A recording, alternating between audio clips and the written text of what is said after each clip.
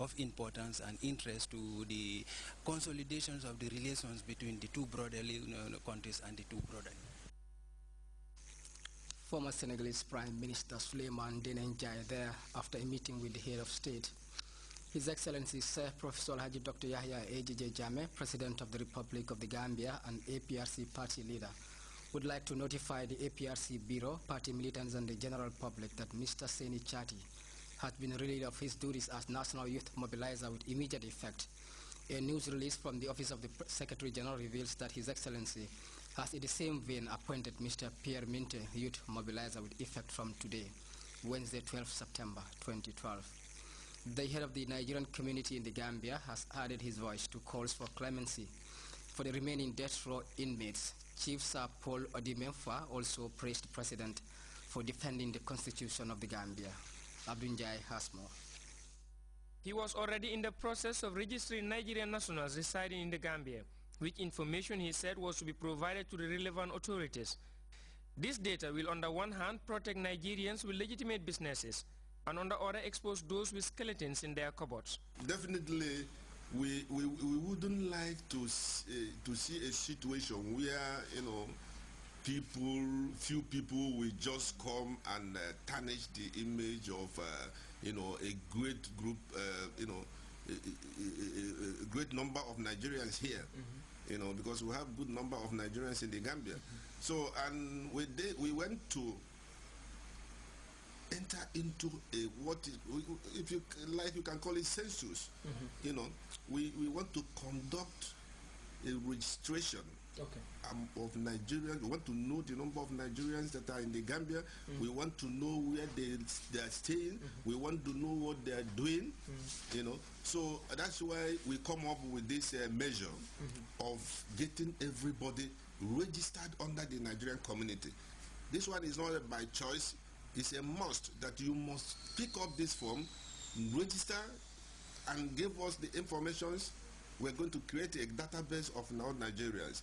We're going to work with the police, the security agents, you know, to let them know that we have Nigerians in the Gambia who are legitimate, who are into legitimate businesses, you know, and once somebody is caught and a Nigerian in any crime, and we look into our system, he's not one of us, we will automatically tell the authority that this man has something in he has skeleton in his cupboard. Chief Paul expects to bring on board all genuine Nigerians before registration ends in October. Its importance, he says, cannot be overemphasized, especially in the wake of the recent executions, which he insists were constitutional. The Gambian leader, according to him, should instead be praised for having the courage to defend the constitution of the Gambia and for being very open at that. When these laws were made, they didn't see anybody, they don't look at it and say, tomorrow he's going to commit murder, let's put this in place so that as soon as it happens, we kill it. No. Or say this is Mr. Paul. No, we put this law, is target Mr. Paul to finish him. No. This law we are made by the people, and it is there, not for anybody, but for whoever commits that. So in this case, these people has committed a crime, and they went through the independent judiciary, and they were found guilty of the offense. And I'm sure the perpetrators knows the consequences. You know, the president has nothing absolutely in this matter. The only thing he does is to say, let law take its course. And the law takes its course, not the president. He, however, appealed to the Gambian leader to temper justice with mercy, saying the sentences carried out on the 9 convicts have taught the people an unforgettable lesson. So if I have the opportunity, I will plead with the president, you know, to temper justice with mercy in case of those remaining ones in the dead row. I understand? You want them to hold for the meantime. Exactly. I don't blame him for what has happened. It's the people that make the law, and the law has taken its course. So I don't blame him on that at all. He decried the fact that the majority of the crimes committed in the Gambia involve Nigerian nationals and used his last words in this interview to urge the general public to be law-abiding, saying it is very expensive to live in an unstable environment. Abdunjai, GRTS. Corendon, a major airliner in Holland, has finally touched down on the Smiling Coast, bringing almost 200 tourists, media personalities, travel writers and filmmakers coming to sample the exquisite variety of attraction that shaped destination Gambia. Ibrahim Ojada witnessed what many describe as a hearty welcome that heralds an exciting winter break. Corendon making its maiden landing on the Smiling Coast, rousing the beginning of what is expected to be a rewarding affair, bringing the airliner on a thrice weekly voyage to the Gambia. Well, I think where we're going to take it is to increase our arrivals. We've seen an increase of 51% from the 2009, 2010, 2011, 2012 was just wonderful. We grew by 51%, and we're hoping that with the flight, with Corendon coming, with Conda also having a second flight this winter season, we can grow our arrivals by another 20% or 30%. So it is good for the Gambia. The more arrivals we have, the more jobs we create, the more foreign currency stays in the country, the more the economy as a whole will benefit. The promotional flight brings along almost 200 tourists made up of journalists, travel writers and filmmakers looking to familiarize themselves with the variety of delights on the Smiling Coast in order to call greater attention to destination Gambia. It's coming at a moment when authorities are moving to advance the gains of the tourism industry, breaking into new markets. Holland is the latest one, but authorities are calling it just a start. The number of tourists that we see arriving here today are actually most of press-related people.